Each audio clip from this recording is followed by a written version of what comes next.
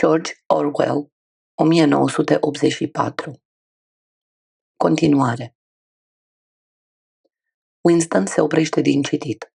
Undeva la mare depărtare bubuie o rachetă, încă îl mai animă sentimentul reconfortant de a fi singur cu cartea interzisă într-o cameră fără teleecran.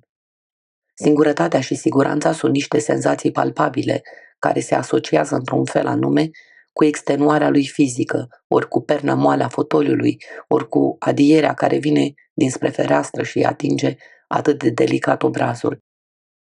Cartea îl fascinează sau mai degrabă îi dă un alt fel de sentiment de siguranță. De fapt, nu-i spune nimic nou și ăsta e unul dintre motivele pentru care îl atrage. Spune exact ce ar spune și el, dacă și-ar putea face ordine printre gândurile răvășite.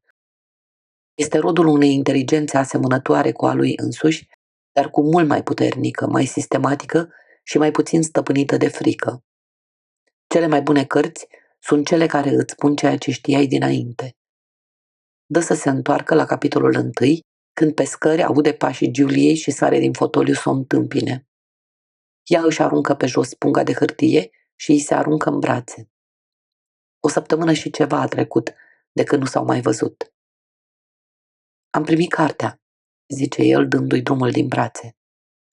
Ai primit-o? Bine, zice ea fără să se arate prea interesată și se așează în genunchi lângă soba cu ulei ca să pună de cafea. Numai după o jumătate de oră de stat în pat mai reau discuția despre carte.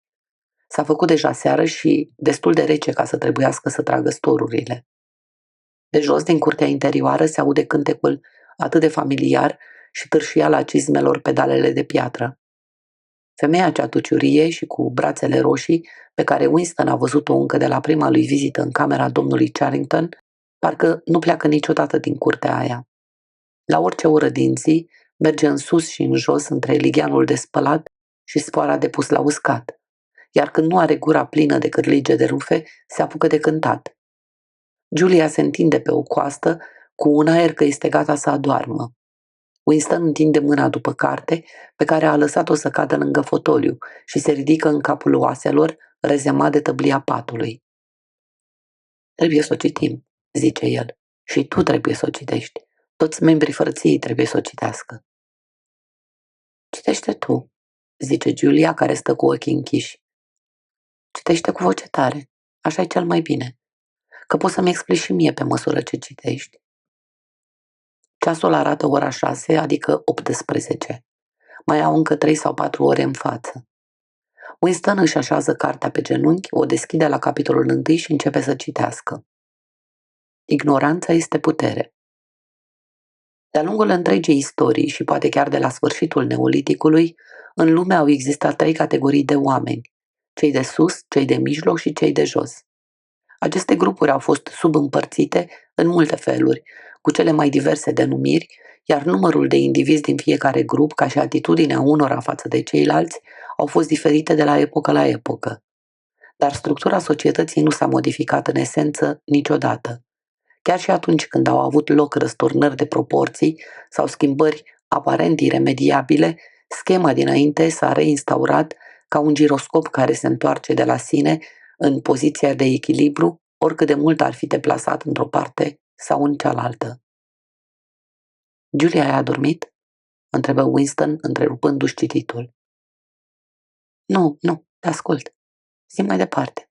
E formidabil, răspunde Julia, tot cu ochii închiși. Bine. Așa, unde rămăsesem? Idealul celor 3 categorii sunt cu totul incompatibile între ele. Idealul celor de sus este de a rămâne acolo unde se găsesc. Idealul celor de mijloc este de a lua locul celor de sus. Idealul celor de jos, atunci când se întâmplă ca aceștia să aibă vreun scop în viață, pentru că este caracteristic celor de jos faptul că sunt în prea mare măsură copleșiți de greutățile vieții pentru a mai fi conștienți și de altceva în afară de existența lor zilnică, este desființarea tuturor diferențelor între oameni și crearea unei societăți în care toți să fie egali. Așa se face că, de-a lungul istoriei, între cele 3 categorii s-a desfășurat o luptă continuă, ale cărei linii generale au fost practic întotdeauna aceleași. Uneori, pentru o bună bucată de vreme, cei de sus par a fi tari pe poziție, dar la un moment dat, mai devreme sau mai târziu, ei își pierd fie încrederea în ei înșiși, fie capacitatea de a guverna în mod eficient, fie și pe una și pe cealaltă. În această situație, ei sunt dați la o parte de către cei de mijloc, aliați, sub pretenția luptei pentru dreptate și libertate cu cei de jos.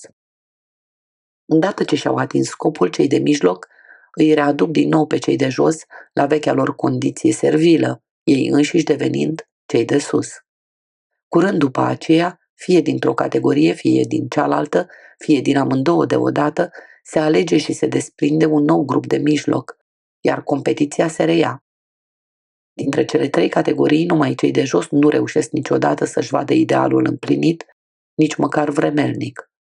Ar fi o exagerare să spunem că de-a lungul istoriei nu s-a înregistrat niciun progres de ordin material.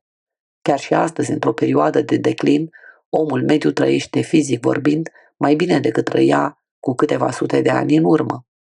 Cu toate acestea însă, nici îmbunătățirea condițiilor de viață, nici îmblânzirea obiceiurilor și nicio reformă, nicio revoluție nu s-a apropiat măcar cu un deget de egalitatea între oameni. Din punctul de vedere al celor de jos, toate schimbările istorice nu au reprezentat niciodată nimic altceva decât un nume diferit pus unor stăpâni noi. Spre sfârșitul secolului XIX, mulți gânditori au observat că schema se repetă. Astfel au apărut școli filozofice care interpretau istoria ca pe un proces ciclic și urmăreau să demonstreze că inegalitatea ar fi legea imobilă a vieții. Este de la sine înțeles că o asemenea doctrină și-a găsit oricând adepți, dar în zilele noastre ea se prezintă într-un mod esențialmente diferit.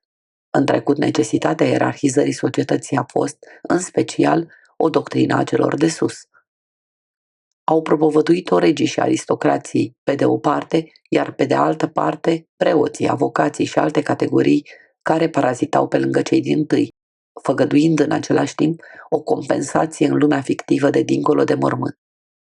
Cei de mijloc au uzat întotdeauna de cuvinte precum libertate, dreptate și frăție, atâta timp cât erau angajați în lupta pentru putere. Acum însă ideea umanității fraternizate a început să fie asaltată de oameni care nu se aflau încă în situația de a dicta, ci doar sperau să o atingă această situație în scurt timp. În trecut, cei de mijloc au făcut revoluții sub standardul legalității și, de îndată ce au răsturnat vechea tiranie, au instalat una nouă, a lor. Noul grup de mijloc și-a proclamat, de fapt, tirania dinainte de a lua puterea.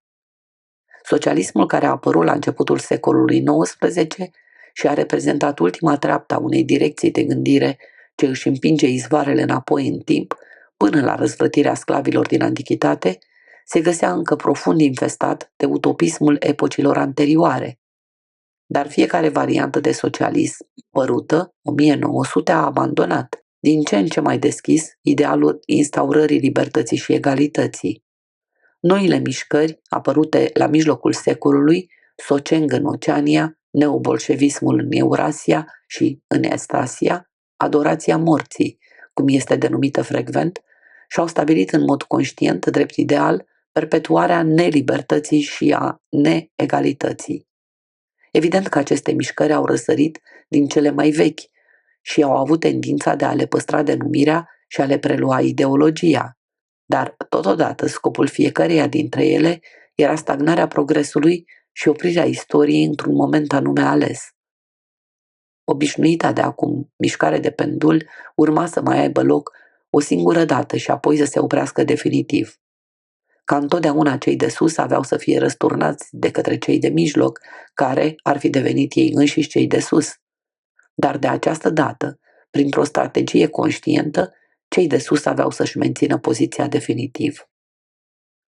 Noile doctrine au apărut într-un anume sens din cauza acumulării de cunoștințe istorice și a sporirii gradului de înțelegere a istoriei, care era aproape inexistent până în secolul XIX.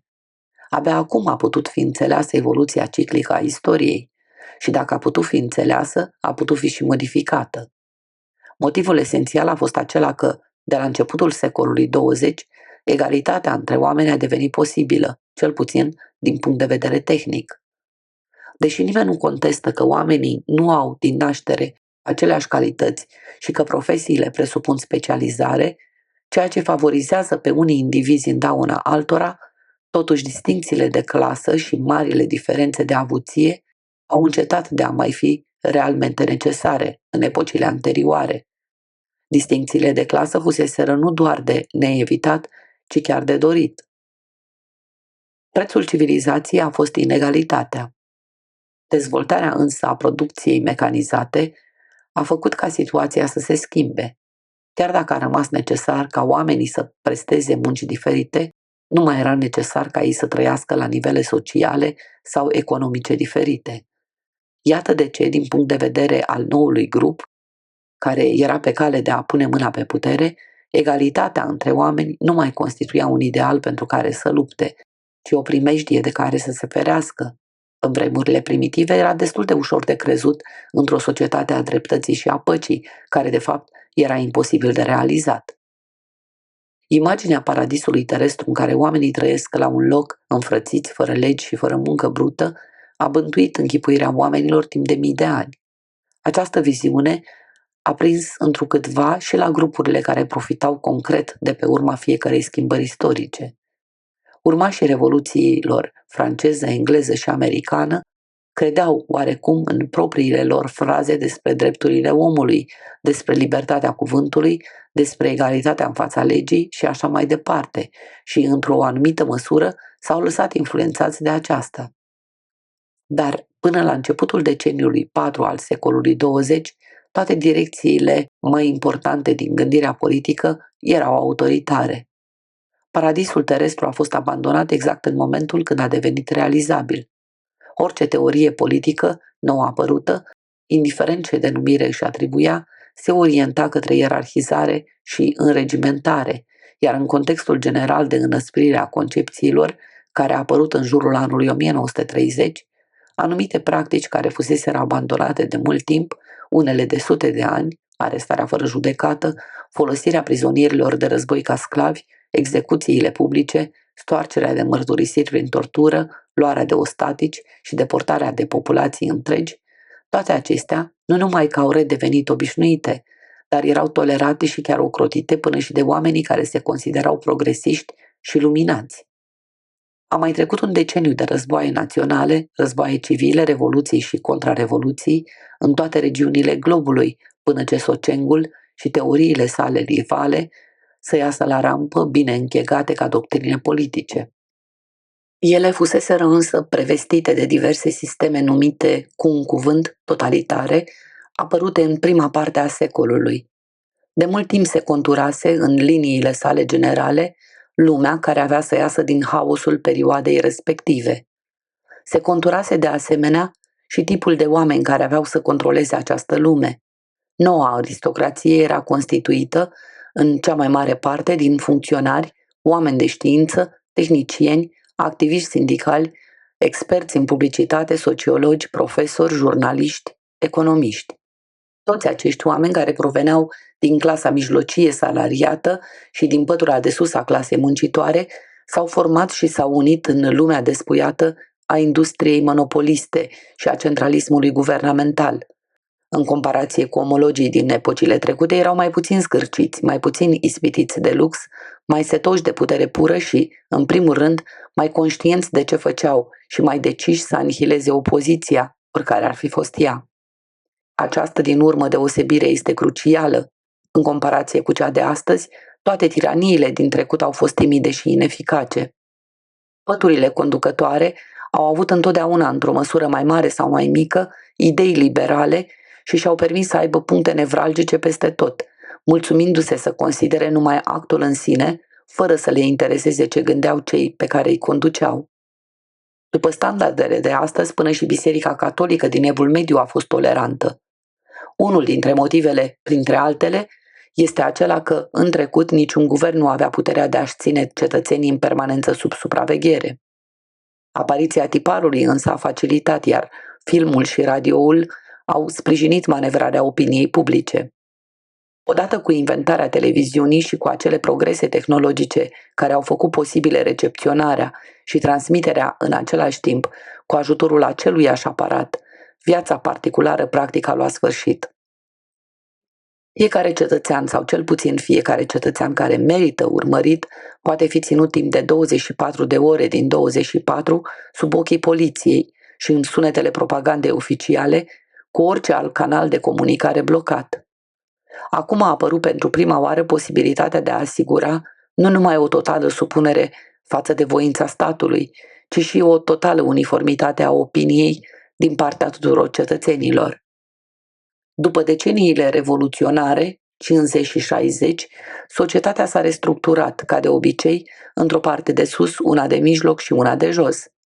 Numai că noul strat de sus, spre deosebire de toți predecesorii săi, nu a acționat din instinct, ci știind cu siguranță de ce anume avea nevoie pentru a-și menține poziția.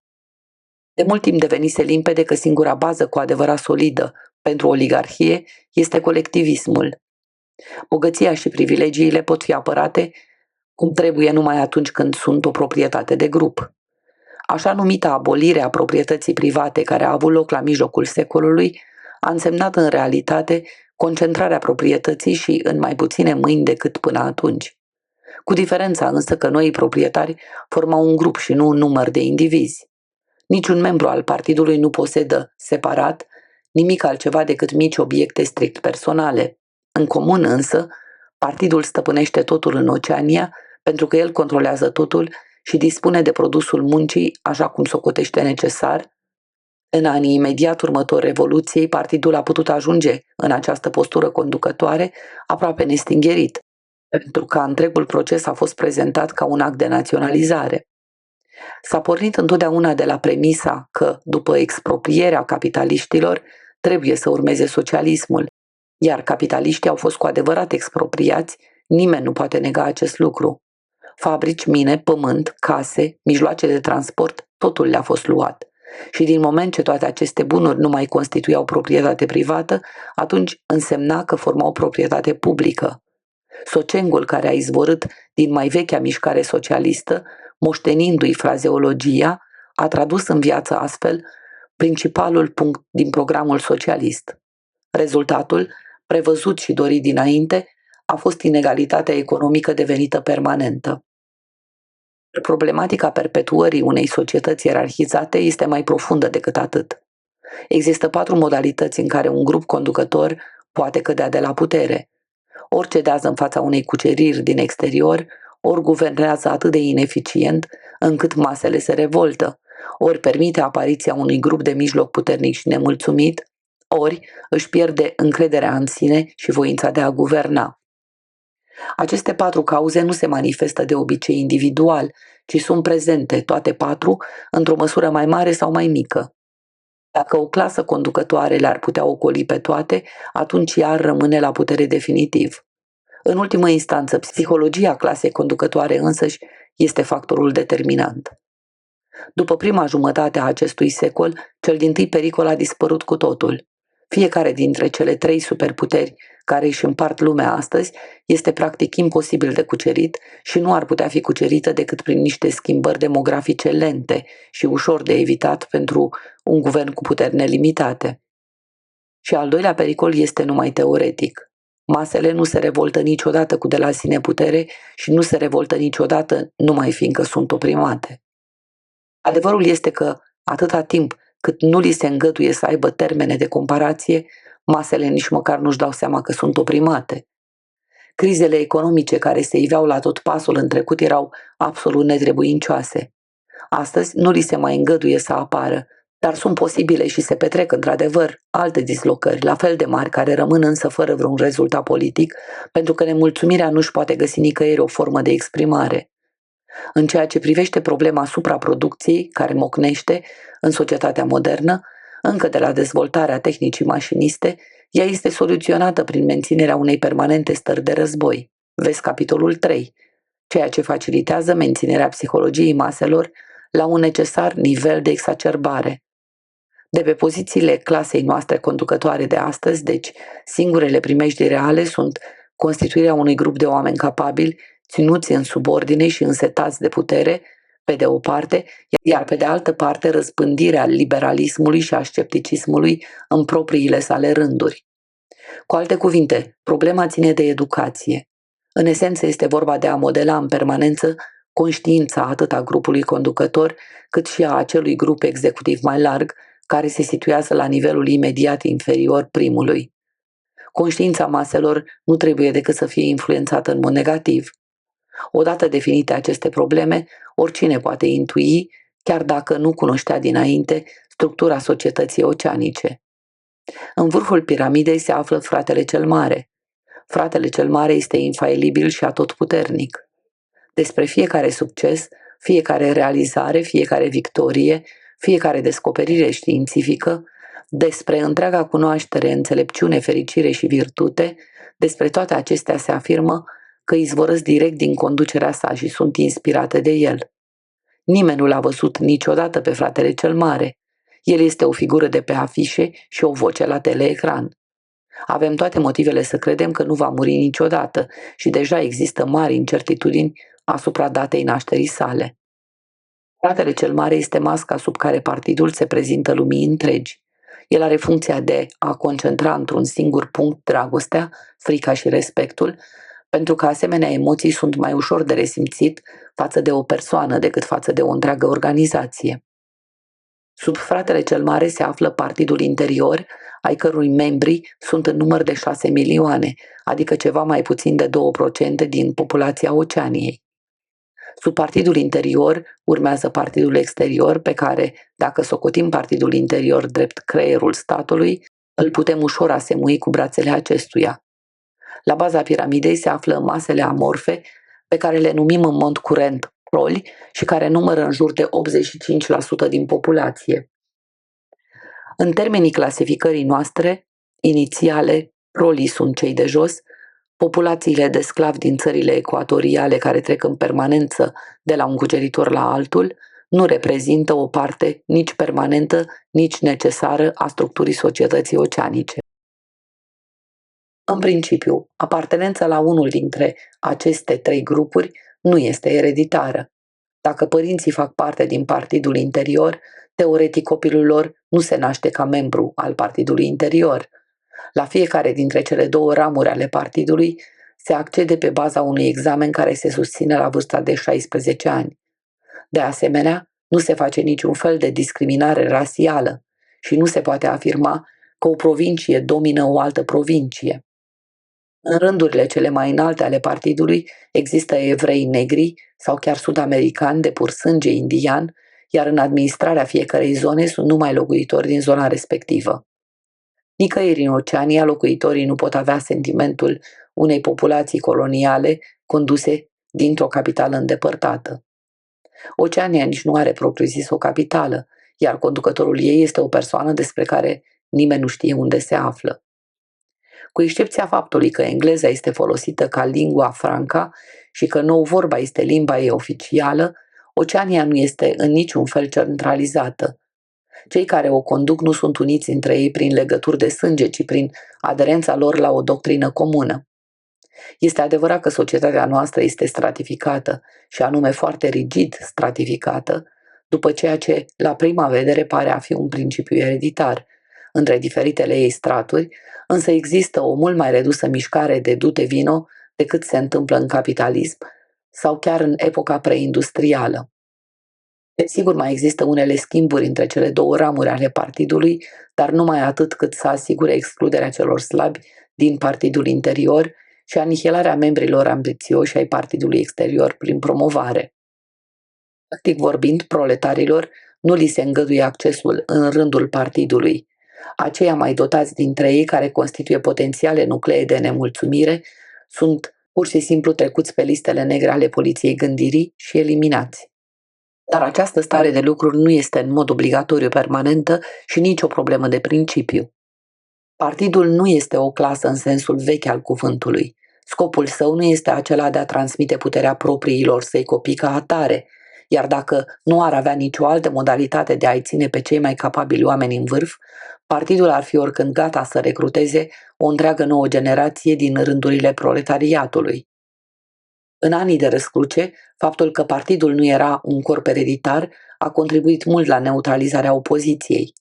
Socialistul de tip vechi fusese aruncat pentru a lupta împotriva a ceea ce se numea privilegiu de clasă și din acest motiv el pleca de la premisa că tot ce nu este ereditar nu poate fi durabil. El nu înțelegea că permanentizarea unei oligarhii nu este în mod obligatoriu de ordin fizic și nici nu se oprea să reflecteze la faptul că aristocrațiile ereditare au avut întotdeauna o viață scurtă, în timp ce suprastructurile adoptive, precum Biserica Catolică, au rezistat uneori sute, chiar mii de ani. Esența organizării oligarhice nu este transmiterea puterii pe linia tată-fiu, ci persistența unei anumite concepții despre lume și a unui anumit mod de viață impus de cei morți celor vii. Orice grup conducător rămâne grupul conducător atâta timp cât este capabil să-și desemneze succesorii. Partidul nu are interesul să-și perpetueze sângele, ci să se perpetueze pe sine însuși. Nu contează cine anume exercită puterea, atâta timp cât structura ierarhizată a societății rămâne mereu aceeași. Toate credințele, obiceiurile, gusturile, emoțiile, toate atitudinile mentale care definesc vremurile noastre au drept scop real să susțină dogma partidului și să împiedice pe oricine de a înțelege adevărata natura societății contemporane. Revolta fizică sau orice mișcare preliminară revoltei nu este posibilă în prezent. Din partea proletarilor nu amenință nicio primejdie. Lăsați în voia lor, de la o generație la alta și de la un secol la altul, ei vor continua să muncească, să se înmulțească și să moară, nu numai fără nicio pornire spre revoltă, dar și fără puterea de a înțelege măcar că lumea ar putea arăta alminteri. Într-un singur caz ar putea proletarii să devină periculoși, anume dacă progresul tehnologic ar face necesar educarea lor la un nivel superior. Dar, din moment ce concurența militară și comercială a dispărut, nivelul de educație a maselor este, de fapt, în scădere. Care este sau care nu este atitudinea maselor nu mai contează astăzi. Maselor li se poate acorda libertatea gândirii pentru că ele nu gândesc. Pe de altă parte însă, de la un membru al partidului nu poate fi tolerată nici cea mai mică deviație de opinie, nici măcar asupra celei mai neimportante chestiuni. Fiecare membru al partidului trăiește de la naștere până la moarte sub ochii poliției gândirii. Chiar când este singur, el nu poate avea niciodată certitudinea că este într-adevăr singur. Oriunde s-ar afla, indiferent dacă doarme, dacă este treaz, dacă muncește sau se odihnește, în baia sau în patul său, el poate fi inspectat fără a ști dinainte și fără a ști nici măcar că este inspectat. Nimic din ceea ce face el nu este lipsit de importanță. Prieteniile sale, distracțiile, comportamentul față de soție și copii, expresia feței când se găsește singur, cuvintele pe care le șoptește în somn până și mișcările specifice ale corpului, toate îi sunt studiate insistent. Nu numai că orice faptă vizibil greșită, dar și orice excentricitate, oricât de măruntă, orice modificare a obiceiurilor, orice tic nervos care ar putea fi simptomul unui conflict interior, orice îi va fi cu siguranță detectat până la urmă. El nu are nici cea mai mică libertate de opțiune în nicio direcție. Pe de altă parte însă, actele lui nu sunt reglementate de nicio lege și de niciun cod de conduită limpede formulat, pentru că în Oceania nu există legi. Gânduri și fapte care atunci când sunt descoperite înseamnă moarte sigură, nu sunt în realitate interzise formal, iar nesfârșitele epurări, ridicările, torturările, arestările și vaporizările nu sunt aplicate pentru a pedepsi vreo fără de lege comisă cu adevărat, ci au numai rolul de a elimina persoanele care ar putea eventual comite o fără de lege cândva în viitor. Unui membru al partidului îi se cere să aibă, pe lângă opiniile corecte, și instinctele corecte. Multe dintre convingerile sau atitudinile așteptate din partea lui nu sunt nicăieri formulate clar și nici nu ar putea să fie formulate fără a scoate la iveală inerentele contradicții ale sociengului. Dacă este o persoană care prin propria natură are o gândire ortodoxă, în nou vorbă, dacă este bun gânditor, el va ști în orice situație și fără nevoia de a mai gândi care este justa convingere sau sentimentul preferabil, în orice caz el posedă încă din copilărie un complex antrenament intelectual definit în nou vorbă de termenii crimă stop, alb-negru și dublu gândit, care îl ajută să nu poată și să nici nu dorească să cugete prea profund asupra nici unei probleme. De la un membru al partidului se așteaptă să nu resimtă nicio emoție personală și nicio slăbire a entuziasmului. El trebuie să trăiască într-o continuă exacerbare a urii față de dușmanii din afară și de trădătorii dinăuntru, de jubilare în fața victoriilor și de autoumilire în fața puterii și înțelepciunii partidului. Nemulțumirile provocate de insatisfacțiile și lipsurile vieții sunt în mod deliberat orientate în afară și destrămate cu ajutorul unor procedee cum ar fi cele 2 minute de ură, iar acele speculații care ar putea da naștere în mintea lui unei atitudini sceptice sau rebele sunt ucise în fașă de propria lui indisciplină interioară, formată încă din copilărie. În această disciplină, prima și cea mai simplă normă, care poate fi insuflată și copiilor mici, se numește în nou vorbă crimă stop. Acest termen definește facultatea de a te opri brusc, parcă din instinct, în pragul oricărui gând primejdios. Tot aici intra și capacitatea de a nu înțelege analogiile, de a nu surprinde erorile logice, de a nu înțelege nici cele mai simple argumente, dacă acestea contravin socengului, și de a simți plictiseală și repulsii în fața oricărui proces de gândire care ar putea eventual conduce într-o direcție considerată eretică. Altfel spus, crimă stop înseamnă prostie protectoare, dar prostia nu ajunge. Dimpotrivă, ortodoxia, în sensul deplin al cuvântului, cere un control total asupra propriilor procese de gândire, similar cu cel al unui contorsionist asupra trupului său. Societatea oceanică se sprijină în ultimă instanță pe convingerea că fratele cel mare este omnipotent și că partidul este infailibil. Dar, de vreme ce în realitate fratele cel mare nu este omnipotent, iar partidul nu este infailibil, rezultă necesitatea ca faptele să fie tratate în orice situație cu o extremă flexibilitate, pentru care cuvântul cheie este alb-negru. Asemenea atâtor alte cuvinte din nou vorbă, și acesta are 2 sensuri reciproc opuse. Când se aplică unui oponent, înseamnă obiceiul de a pretinde cu nerușinare că albul este negru, contrazicând bunul simț.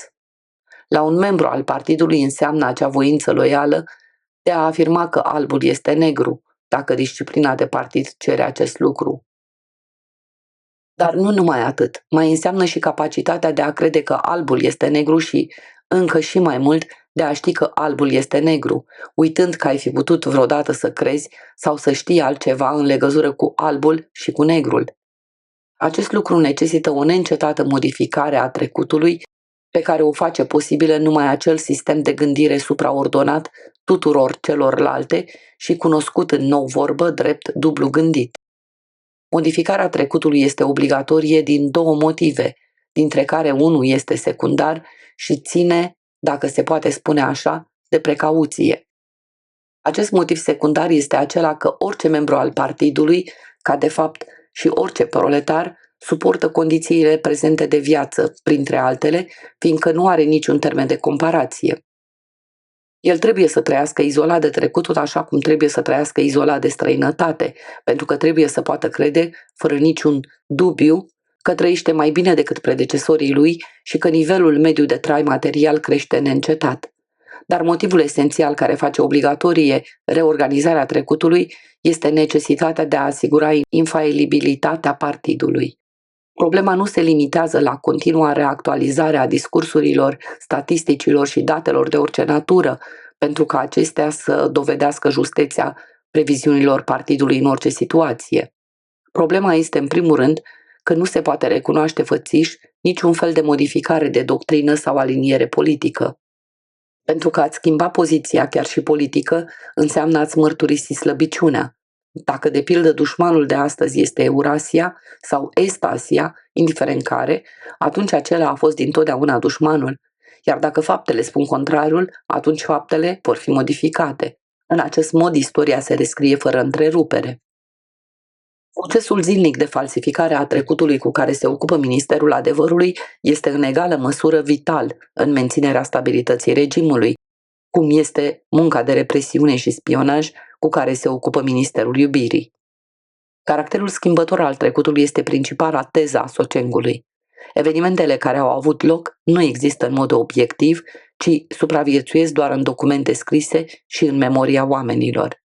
Trecutul este acel lucru despre care documentele și memoria nu se contrazic reciproc. Ori din moment ce partidul deține controlul exclusiv asupra tuturor documentelor și controlează în egală măsură și mintea tuturor membrilor săi, rezultă că trecutul arată exact așa cum hotărăște partidul. Mai rezultă și că, deși trecutul este modificabil, el nu a fost niciodată modificat, în nicio situație anume, și că este imposibil să fie existat vreodată vreun trecut diferit. Lucrul rămâne valabil și atunci când același eveniment trebuie modificat de mai multe ori în cursul aceluiași an, până la pierderea oricărei posibilități de a-l mai reconstitui. Partidul se află în orice moment în posesia adevărului absolut și este de la sine înțeles că absolutul nu poate să fie arătat vreodată altfel decât arată azi. Se va vedea mai departe că de exersarea memoriei depinde înainte de toate controlul asupra trecutului. A face ca toate documentele scrise să concorde cu ortodoxia fiecărui moment este un simplu proces tehnic. Problema este să-ți amintești că faptele au fost așa și nu alminteri. Și dacă trebuie să-ți reorganizezi amintirile sau să măsluiești documentele scrise, atunci mai trebuie și să uiți că ai făcut vreodată așa ceva. Aceasta nu este decât o simplă tehnică pe care o poți deprinde ca pe oricare altă gimnastică a minții și ea este învățată de majoritatea membrilor partidului, mai cu seamă de cei care, pe lângă ortodoxi, mai sunt și inteligenți. În veche vorbă ea se numește fără ocolișuri control al realității. În nou vorbă se numește dublu gândit, deși dublu gânditul acoperă o arie mult mai largă.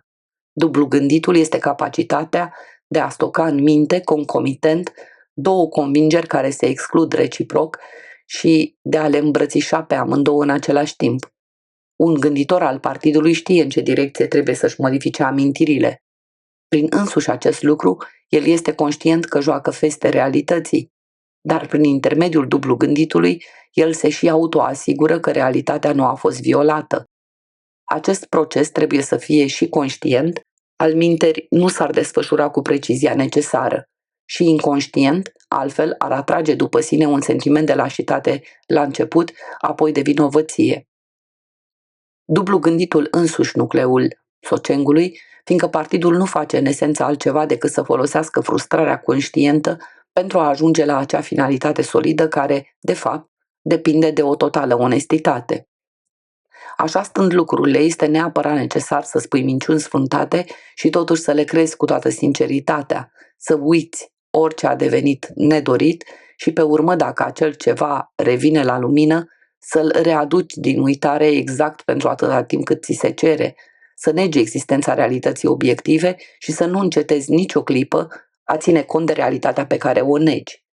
Chiar și folosirea termenului dublu gândit presupune exercitarea dublu gânditului, pentru că rostind cuvântul, recunoști implicit că sucești realitatea. Printr-un nou proces de dublu gândit, anulezi această recunoaștere și așa mai departe, la infinit, minciuna fiind mereu cu un pas înaintea adevărului, în ultimă instanță, prin intermediul dublu gânditului, a reușit partidul și s-ar putea să mai reușească, n-avem cum ști, să oprească fluxul istoriei. Toate oligarhiile din trecut au căzut de la putere, fie pentru că s-au osificat, fie pentru că s-au înmuiat.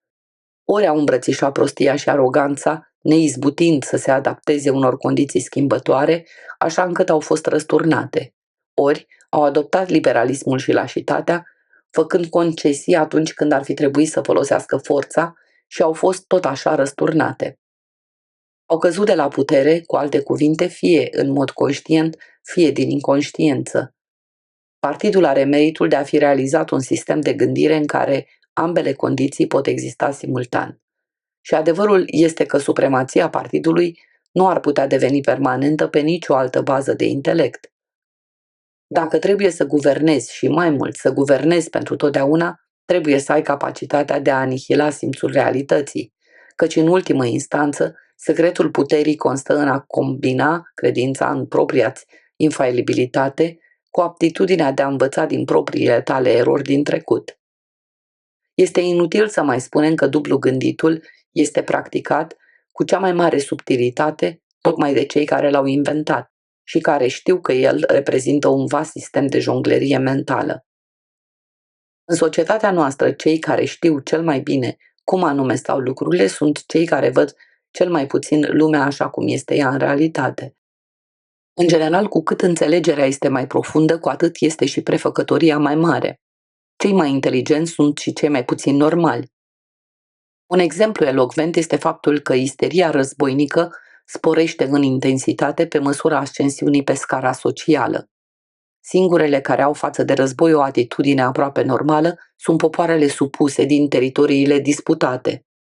Pentru oamenii aceia, războiul nu este decât o calamitate neîntreruptă care îi mătură încoace și încolo ca un val tectonic. Lor le este complet indiferent cine anume câștigă. Ei sunt conștienți că schimbarea de stăpân înseamnă pur și simplu că vor face aceleași munci ca și mai înainte pentru noi stăpâni, care îi vor trata însă cu nimic diferit față de ceilalți. Cei pe care îi numim proli și care sunt totuși ceva mai favorizați nu sunt decât rareori conștienți de existența războiului. Dacă este necesar, teama și ura lor pot fi ațățate până la paroxism, dar dacă sunt lăsați în voia lor, sunt în stare să și uite, pentru multă vreme, că ar avea loc într-adevăr un război. Pe de altă parte, entuziasmul sincer față de război se regăsește în rândurile partidului, mai ales ale partidului interior.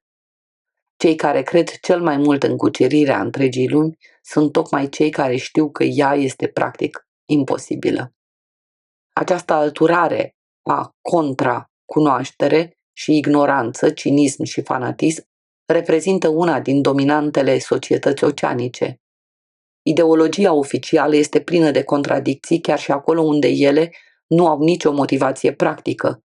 De exemplu, partidul respinge și atacă orice principiu pe care l-a susținut la început mișcarea socialistă și face acest lucru în numele socialismului.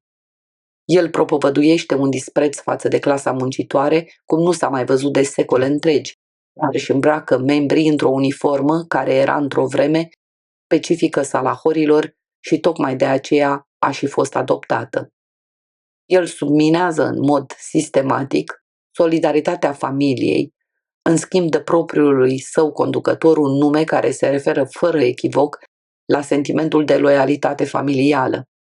Până și în denumirile celor 4 ministere care ne guvernează se vădește cu nerușinare o voită inversare a lucrurilor. Ministerul Păcii se ocupă de război, Ministerul Adevărului de mistificări, Ministerul Iubirii de tortură, iar Ministerul Abundenței de înfometare. Toate aceste contradicții nu sunt nici accidentale, nici rezultate dintr-o deja obișnuită fățărnicie. Ele reprezintă exerciții conștiente de dublu gândit. Numai printr-o reconciliere a contradicțiilor poate fi păstrată pe termen nedefinit puterea. Vechea mișcare ciclică nici nu ar fi putut fi întreruptă în alt mod, căci dacă este vorba ca egalitatea dintre oameni să fie înlăturată odată pentru totdeauna, adică dacă este vorba ca grupul de sus, cum l-am denumit, să rămână definitiv acolo unde se află în acest moment, atunci atitudinea mentală prevalentă trebuie să fie anormalul controlat. Există însă o întrebare pe care am ignorat-o aproape de tot până acum, și anume, de ce să fie înlăturată egalitatea între oameni? Presupunând că mecanismul procesului a fost descris corect, care este rațiunea acestui imens efort, perfect planificat, de a opri cursul istoriei într-un anume moment? Pe această cale ajungem la secretul central. Așa cum am văzut, dogma partidului și mai cu seamă aceea a partidului interior se sprijină pe dublu gândit. Dar dincolo de ea se află rațiunea inițială, acel impuls niciodată pus sub semnul întrebării, care a dus cel dintâi la cucerirea puterii, aducând cu sine mai apoi dublu gânditul, poliția gândirii, starea neîntreruptă de război și toate celelalte adjuvante obligatorii. Acea rațiune constă de fapt în Winston devine deodată conștient de liniștea din jurul lui, așa cum îți dai seama de un nou sunet. L-a întrerupt din citit senzația că Julia nu s-a mai mișcat de mult timp. Se uită la ea cum stă întinsă pe o coastă, cu sânii goi, cu obrazul așezat pe palmă și cu o buclă neagră atârnându-i peste ochi. Pieptul îi se ridică și se lasă în jos, mișcându-se încet, dar regulat. Julia? Nimic. Julia, ce faci, dori? Nimic, doar. Winston închide cartea, o pune cu grijă pe jos, se întinde și el lângă ea și trage cuvertura peste amândoi. Uite, vezi, se gândește. Tot nu a apucat să afle secretul fundamental. Cum? Asta înțelege. Nu înțelege însă de ce. Capitolul 1, ca și cel de-al 3-lea, nu i-a spus de fapt nimic nou, ci doar i-a sistematizat puțin cunoștințele pe care le-a acumulat singur în timp. Dar acum, că l-a citit, știe mai bine ca înainte că nu este nebun. Nu înseamnă că ești nebun dacă faci parte dintr-o minoritate, chiar și dintr-o minoritate de un singur om. Există adevăr și există neadevăr și, dacă te ții strâns de adevăr, chiar și împotriva lumii întregi, nu înseamnă că ești nebun. O rază roșiatică de la soarele care apune se strecoară pieziși pe fereastră și cade pe pernă. Winston închide ochii. Lumina soarelui de pe fața lui și atingerea trupului catifelat al Juliei îi dau un sentiment plenar, reconfortant și odihnitor. Este în siguranță. Totul este în regulă. Adorme șoptindu-și, normalitatea nu se judecă statistic, cu sentimentul că în această observație se află o profundă înțelepciune. Se trezește cu senzația că a dormit mult timp, dar ceasul cel demodat îi arată că nu este decât 8:30, de fapt 20:30. Rămâne încă puțin culcat pe spate, pe urmă distinge obișnuita voce din fundul plămânilor care cântă în curtea din spate. N-a fost decât amăgire, s-a zburat ca pe o zi de-april, dar o privire și un cuvânt și visul ce-au născut mi-au luat cu ele sufletul. Cum și-a păstrat popularitatea cântecul ăsta prostesc? Încă îl mai auzi pe la toate colțurile, în timp ce cântecul pentru ură a fost deja uitat. Julia se trezește și ea de zgomot, se întinde cu voluptate și se ridică din pas zicând: Mi-e foame, hai să mai facem niște cafea. Chiar aia dracului s-a stins soba și apa s-a răcit. Ia sobița și o zgâlție. Ia uite, s-a dus tot gazul. Cred că putem să cerem niște gaz de la domnul Charrington. Chestia e că m-am uitat și era plină. Stai să mă îmbrac, adăugă ea. Parcă s-a făcut mai frig. Winston se ridică și el din pas și se îmbrăcă. Vocea cântă mai departe neobosită. Unii zi că în timp pe toate le uiți. Zic că orice durere îți trece, dar un zâmbet și o lacrimă după atâția ani tot îmi sfâșie inima. Se apropie de fereastră strângându-și cureaua de la salopetă. Probabil că soarele a coborât în spatele caselor pentru că nu mai luminează curtea. Dalele de piatră sunt ude, parcă ar fi fost spălate. Da, și parcă și cerul a fost spălat, fiindcă se vede printre coșurile de pe acoperișuri de un albastru mult prea palid și proaspăt.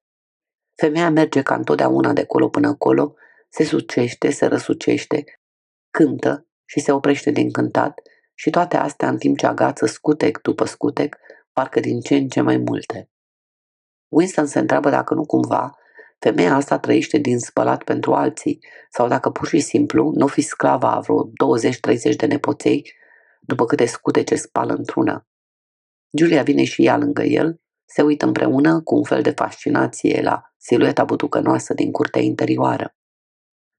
Acum când se uită la femeia de jos, aflată în exercițiu funcțiunii ei, cu brațele groase întinse către sârmă și cu bucile solide, ca de iapă ieșite în afară, pe Winston îl izbește pentru prima oară revelația faptului că este chiar frumoasă.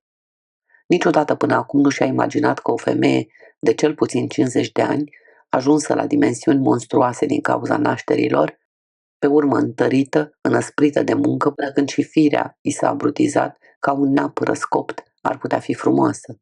Și totuși așa este și, la urma urmelor, de ce nu? Trupul ei solid, fără nicio formă, ca un bloc de granit, și pielea înroșită de atâta frecat, sunt pentru un corp de fată exact ce este măceașa pentru trandafirul sălbatic. De ce să consider fructul inferior florii? E frumoasă, murmură el.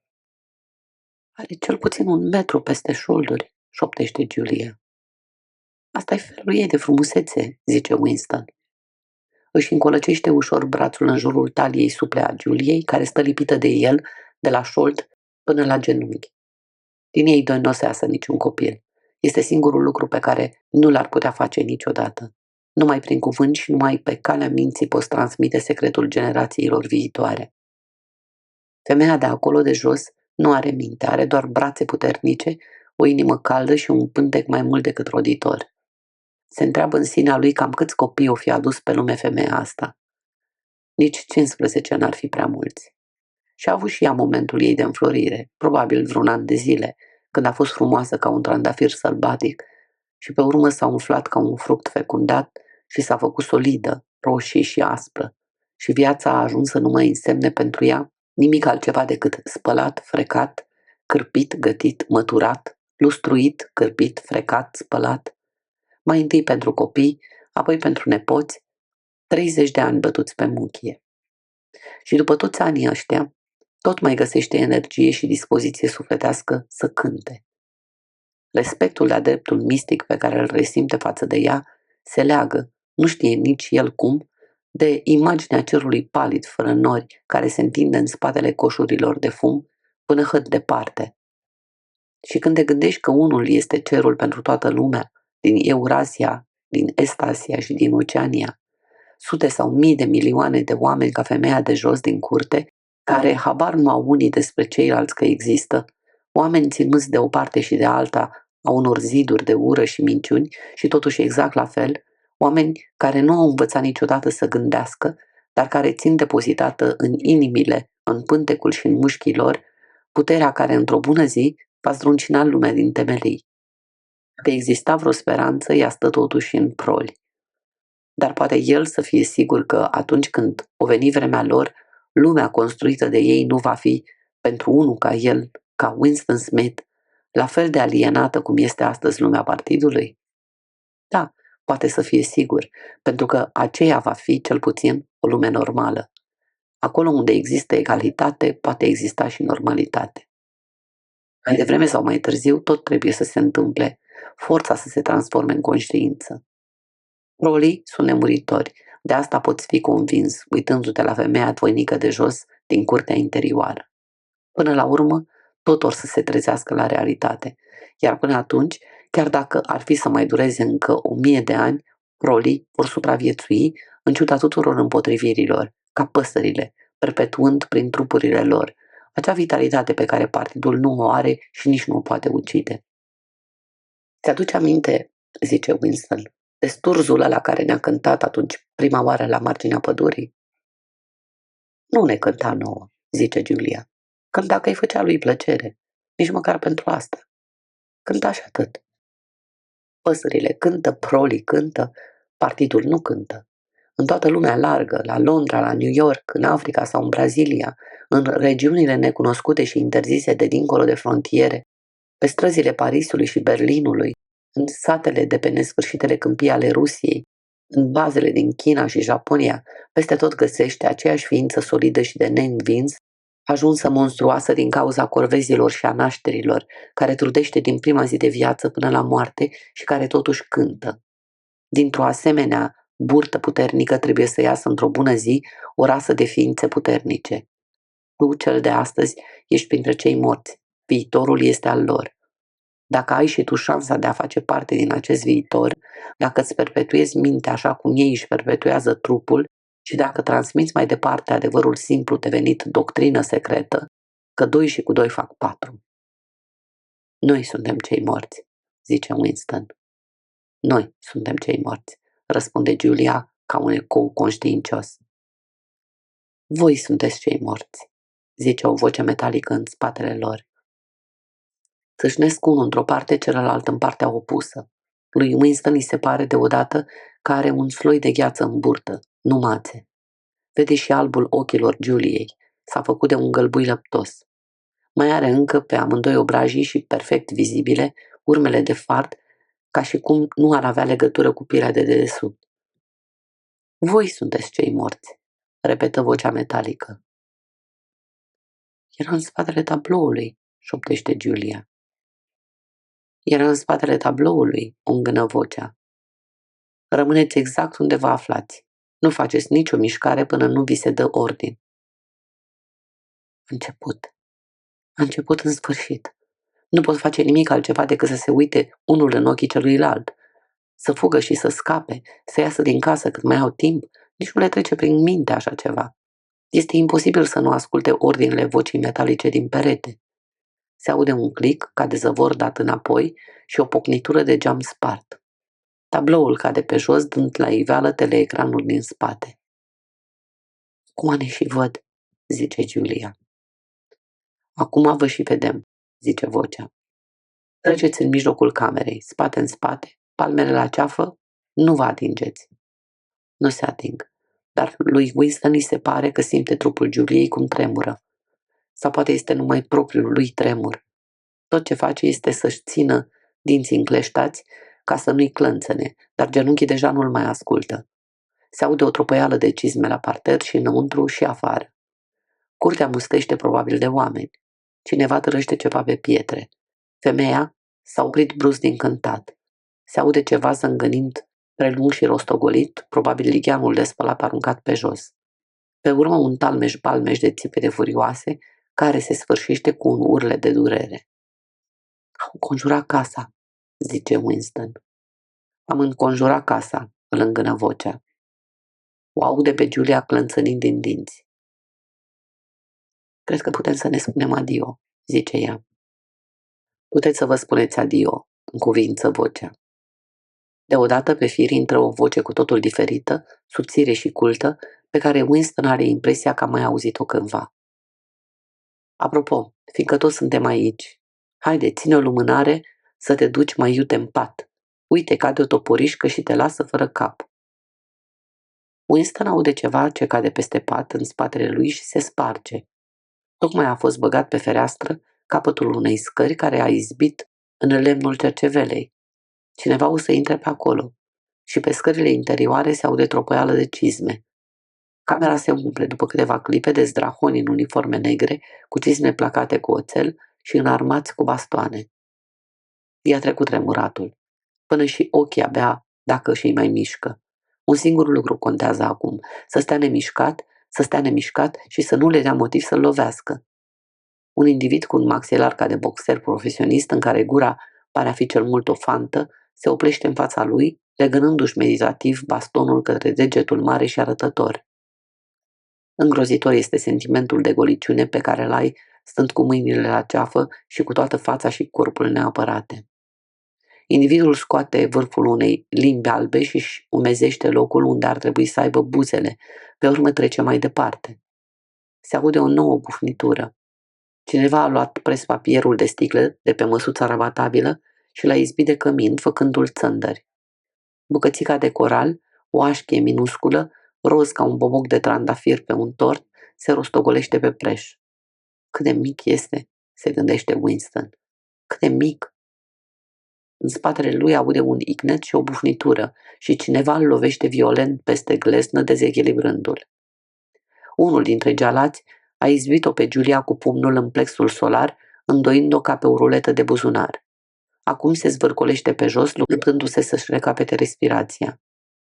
Winston nu îndrăznește să întoarcă ochii nici cu 1 milimetru, dar din când în când fața Giuliei, lividă și gâfâitoare, intră în unghiul lui vizual. Chiar și îngrozit cum este, parcă simte durerea ei în propriul lui trup, durerea ucigătoare care totuși este mai puțin urgentă decât nevoia de a trage o gură de aer. Știe cum este. O durere înspăimântătoare, o agonie pe care trebuie totuși să o amâni, pentru că, mai presus de orice, ai nevoie de aer. În cele din urmă, 2 dintre indivizii îmbrăcați în negru o saltă de umeri și de genunchi ca pe un sac de cartofi și o scot din cameră, ca să o ducă cine știe unde. Winston îi zărește pentru o clipă fața galbenă și contorsionată, cu ochii închiși, pe care, culmea, tot se mai distinge fardul din obraj, își dă seama că este pentru ultima dată când o vede. Rămâne nemișcat ca un mort. Deocamdată nu l-a lovit nimeni. Prin minte încep să îi se perinde, fără voia lui, gânduri absolut neinteresante în condițiile date. Se întreabă dacă l-or fi umflat și pe domnul Charrington. Se întreabă ce i-or fi făcut femeii din curte. Își dă seama că îi vine rău de tot să urineze. Ciudat pentru că a făcut cu vreo 2-3 ore în urmă. Zărește însă ceasul de pe cămin, care arată ora 9, adică 21. Parcă prea vine multă lumină de afară. N-ar trebui să se întunece pe la ora 20:30 într-o seară de august? Nu cumva el și Julia s-au înșelat și au dormit toată noaptea crezând că este ora 20:30, când de fapt 08:30 a doua zi dimineață? Abandonează acest gând. Ce mai contează? Pe scări se aude un alt pas, mai ușor de asta dată. În cameră intră domnul Charrington. Purtarea zdrahonilor în uniforme negre devine brusc subordonată. În aspectul domnului Charrington s-a schimbat ceva. Ochii lui cad pe cioburile prespapierului de sticlă. Adună-ți cioburile alea, ordonă el tăios. Unul dintre zdrahoni îngenunchează și execută ordinul.